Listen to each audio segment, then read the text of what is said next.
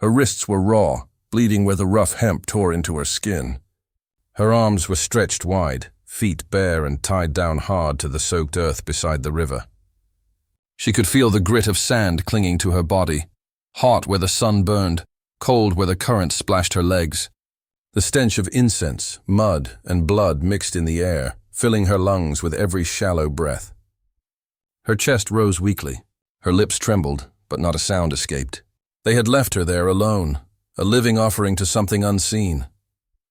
18-year-old Evelyn Crow stared up into the burning sky, her eyes wide but vacant, reflecting the shimmering water beside her. For as long as she could recall, the elders of her people had spoken in hushed tones about the river god, a spirit said to guard and punish the tribe. Isolated for generations, her kin clung to the old ways as though time itself had never moved. Every 10 years they honored the god, a soul of purity, hand-picked by the elders, would be left at the river's edge for one full day and night, untouched, unspoken to, until the water made its choice. Evelyn had grown up dreading that tale. Now she was the tale. She hadn't fought. She hadn't screamed. She knew what befell those who did. She remembered the looks the old women gave her mother when her name was called, the grim silence of men sharpening their wooden spears for the ritual. She had felt their coarse hands binding her wrists, dragging her beneath the full moonlight toward the riverbank. And she'd let it happen, because the alternative was far worse. Now they were gone, swallowed by the forest. The circle of ash drawn around her had begun to scatter in the wind. The sun climbed higher, turning the river into a sheet of blinding silver.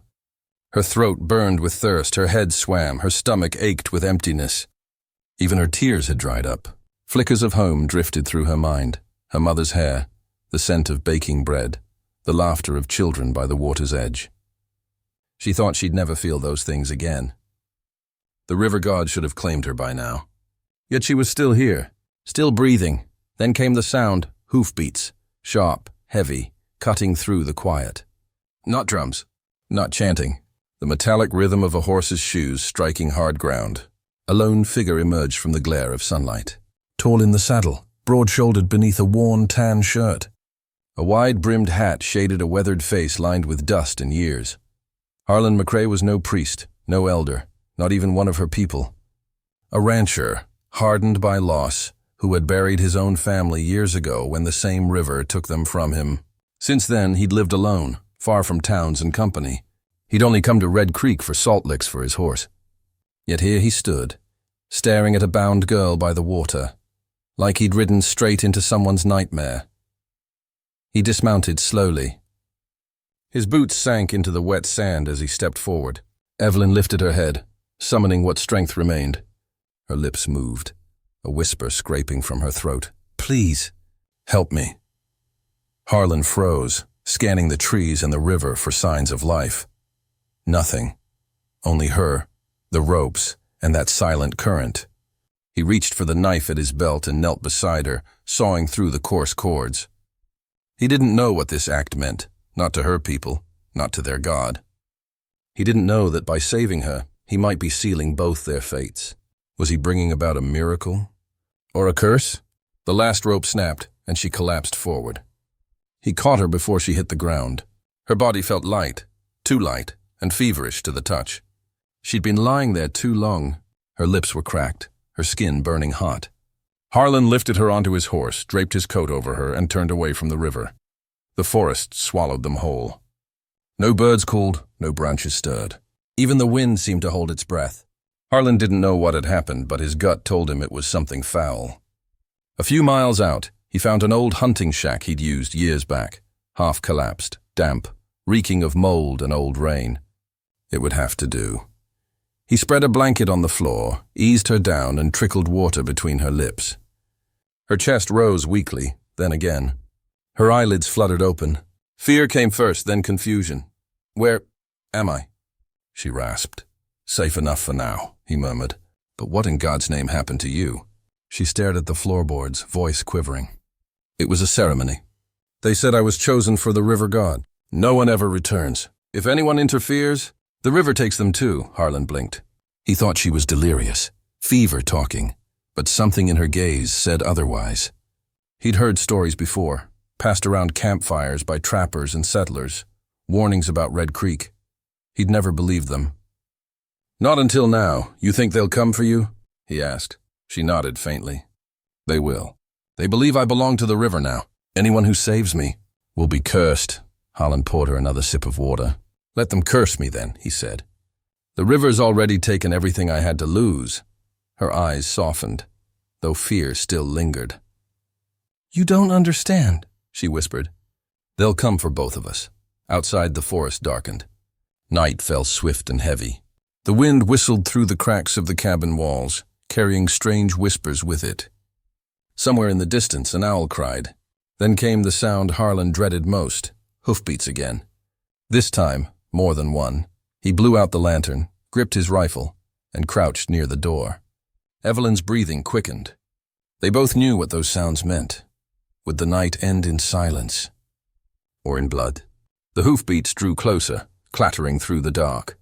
Harlan motioned for Evelyn to stay still. Shadows flickered through the cracks of the cabin, torches moving, voices murmuring in a language he didn't understand. Two riders stopped just beyond the door. One shouted, then kicked it open.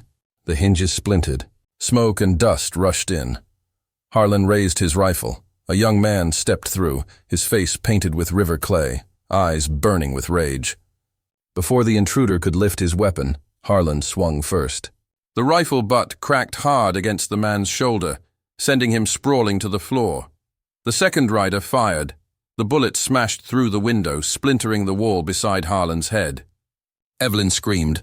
Harlan ducked, aimed, and returned fire. The shot echoed through the woods like thunder. The second rider dropped from his saddle, clutching his bleeding arm. The first one tried to crawl away, but Harlan's voice stopped him cold. "Don't move, son. Just don't." The silence that followed was heavy as stone. Only the flicker of torchlight danced along the walls. Harlan stepped to the window, chest heaving. He knew more would come. Maybe not tonight, but soon. Faith that blind didn't fade easy. It turned men into weapons. Evelyn sat trembling in the corner, her hair tangled, face pale but alive. She looked at the fallen man and whispered, "They'll never stop, will they?" Harlan knelt beside her. "No," he said quietly, "but I've weathered worse storms." He checked his horse, packed what little supplies remained. "We can't stay here. There's an outpost past the ridge. Maybe they'll help," she nodded weakly. For the first time, she trusted him. As they rode into the moonlit forest, the night carried the smell of smoke and rain. Harlan guided the horse, rifle in hand, one eye always on the trees. Every rustle, every hoot of an owl made Evelyn flinch. Even the whisper of the river sounded like voices calling her back. He wanted to promise her safety, but out here promises meant nothing. Only action did.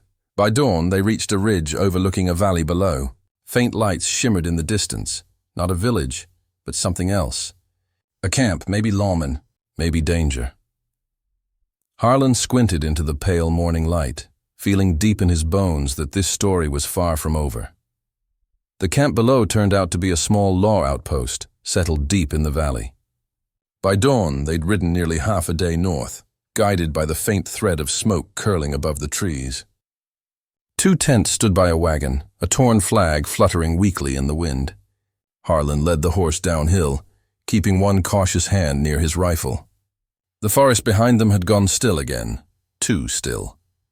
A tall man in a worn brown duster stepped out as they approached. He moved like a man who'd seen too much, carrying the weight of it in his shoulders. "Name's Carter," he said. "Sheriff of the Border Patrol. What brings you two through here before sunup?" Harlan kept his voice steady and brief. "Found her by the river, tied up, left to die." He left out the rest. The ritual, the men painted in clay, the talk of curses and gods. Not yet, Carter listened, jaw tight, a piece of tobacco rolling slow between his teeth. "That river's cursed ground," he muttered. "Folks down there don't take kindly to outsiders meddling." His sharp eyes drifted to Evelyn, who sat wrapped in a blanket on Harlan's horse, her face ghost pale in the early light. "You sure she ain't one of them?" "She's a victim," Harlan said firmly. "That's all that matters." Before Carter could answer, the air cracked. Gunfire. 3 sharp shots echoed across the valley. "Down!" Carter barked. Figures appeared along the ridge, shadows shouting in their native tongue. The villagers had followed them all night. Bullets ripped through the camp canvas, splinters flying as deputies dove for cover. Harlan pulled Evelyn behind the wagon, raised his rifle, and fired back. Smoke curled through the morning air. He dropped one rider, trying to flank them. Another shot whizzed past, close enough to burn his cheek. Evelyn ducked low, whispering prayers he couldn't understand. The firefight felt endless. Minutes stretched into eternity.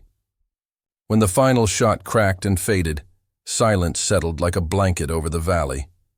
2 of the villagers lay wounded among the rocks. One turned and fled toward the river. Carter lowered his revolver, panting hard. "What in hell did you drag into my camp, McCrae?" "Trouble," Harlan said, reloading with calm hands. "And it ain't done with us yet." Carter studied him for a long beat, then spat into the dirt. "You 2 best be gone before they come back with more. There's a trail north out of this valley. Take it, and don't you look back," Harlan nodded. He helped Evelyn back onto the horse. She turned once, watching the smoke from the camp drift skyward. "They won't stop," she whispered.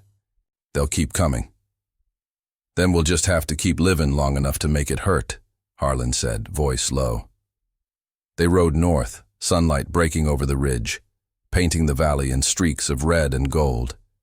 Behind them, somewhere deep in the hills, came the faint throb of a drum, slow and distant. Evelyn's heart froze. Was it the wind? Or the river calling her name? They pressed on. By nightfall, the smoke and gunfire were far behind. Only the scent of pine and dry dust followed them now. Evelyn leaned against Harlan's back, too tired to speak. The horse walked slow and steady, hooves thudding soft against the hard-packed trail. When the plains finally opened wide, Harlan drew the reins and stopped. Before them stretched a sweep of land, golden under the dying sun. He pointed ahead. "That's my place," he said quietly. "Far enough from any soul who'd care what gods you believe in." It was a humble ranch, fences leaning, roof half rusted, but to Evelyn, it looked like freedom. She smiled for the first time, not because it was grand, but because it meant life. No more ropes, no more river. Days turned to weeks.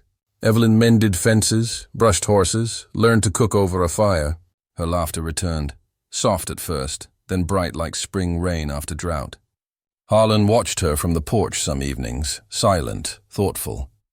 He hadn't planned on company, but now, the sound of another heartbeat in that lonely house made it feel like home again.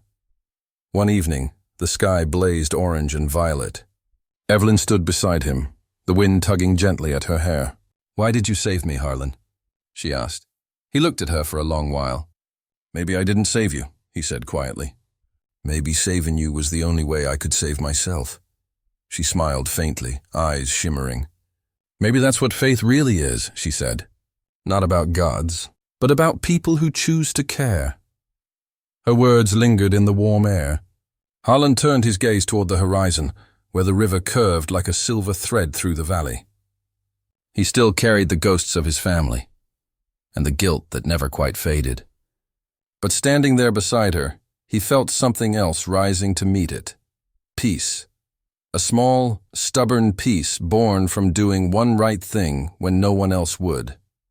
Evelyn brushed her hand against his. The wind picked up, carrying the faint murmur of the river far away. This time she didn't flinch. She simply listened and smiled. Maybe the river wasn't a curse after all. Maybe it was just a reminder that life keeps moving, no matter how dark the night. So maybe that's the lesson, that salvation doesn't always come from miracles or prayers, but from a stranger brave enough to stop and help. Maybe the real gods are the ones who refuse to walk away, and maybe, just maybe, there's a bit of that courage in all of us. What would you have done if it were you out there on that trail? Would you have ridden on or stopped to save her? If this tale spoke to you, tip your hat, give it a like. It helps more than you reckon, and if you crave more stories like this, tales of grit, mercy, and second chances, saddle up and stick around. There's always another waiting just beyond the bend. So, pour yourself another cup of coffee and tell me, partner, what time is it where you are? And where in this wide world are you listening from? Out here in the West, every story starts with someone brave enough to care.